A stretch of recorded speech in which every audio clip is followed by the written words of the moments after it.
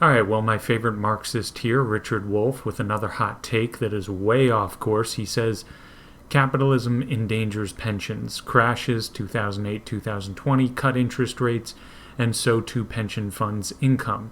For higher returns, they made riskier investments. Capitalism's decline worsens those risks, endangers all. We can do better than capitalism. All right, well, when he says we can do better than capitalism, well, not so sure about that, but we can certainly do better than what we've got now, which is not capitalism in any sense whatsoever. We can do better than a central bank that, with its own will and its own government-granted power, and that's the key point here, kept interest rates at near zero for over a decade at this point. That means that the interest rate is in no way connected or beholden to market forces. You see, he's blaming capitalism for the low interest rates, but he doesn't mention free market capitalism, which is smart, because the reason why the Fed has to work so diligently to keep interest rates so low is because they are fighting tooth and nail against the market to keep those interest rates low. They're fighting against the market that wants to raise them, and would raise them if not for this government-created creature that keeps them low.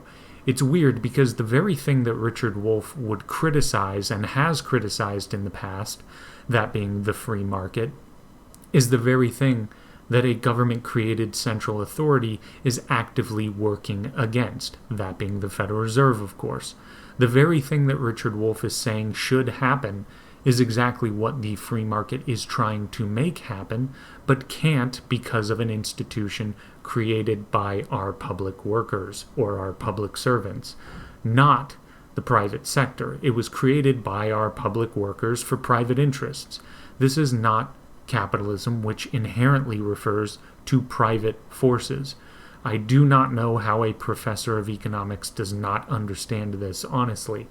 An interest rate that is decided upon by a committee of central planning authorities, which were given that power not through any market mechanisms but by government, is not capitalism in any sense. And the riskier investments that people were making, again, could that have anything to do with the massive bubbles created by government?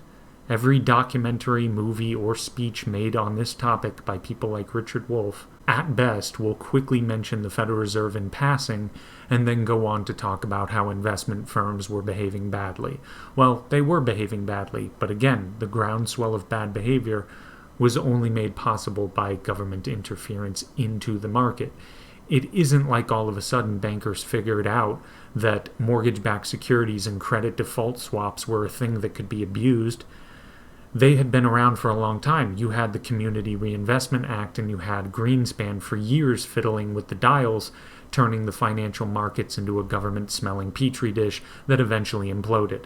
And this guy just says it's capitalism's fault and we can do better. With Marxism, by the way, I'm assuming, as he is a Marxist, well, this guy, time and time again, suspiciously fails spectacularly at mentioning some very fundamental and obvious government and government-created creatures that were at the helm during this period and for a long period leading up to it. The guy is an absolute joke, but I hope he keeps tweeting because I always get a kick out of it. But that's all for now. Like, subscribe, take it easy.